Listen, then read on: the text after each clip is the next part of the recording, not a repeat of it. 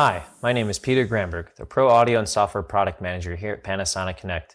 In today's training video, I'm going to go over the additional settings that you can configure for the ceiling array microphone as well as other information. The first things first is heading over to the gear icon here. This is where you're going to find very useful information as far as different firmware versions for the ceiling array microphone or for the antenna, and so on and so forth. You can actually change the LED brightness as well as the operation it does during Ducker.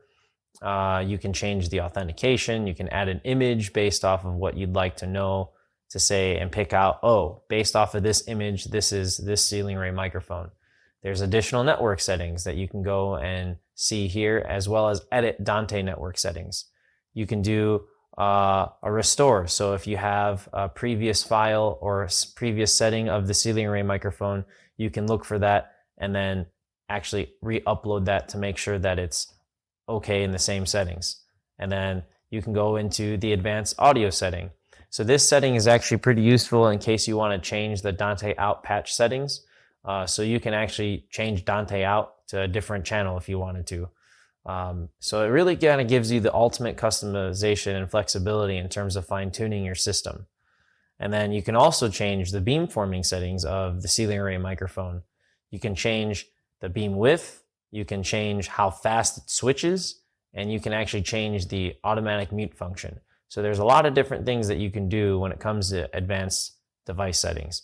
And then lastly here in the utility, this is essentially where you would reboot either the ceiling array microphone, the antenna that's attached to it, if you need to update it with new updates when we come out with updates.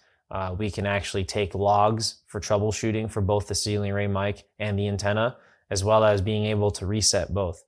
So these additional device settings are here for you in order to fine-tune and configure and to troubleshoot in case you're running into issues.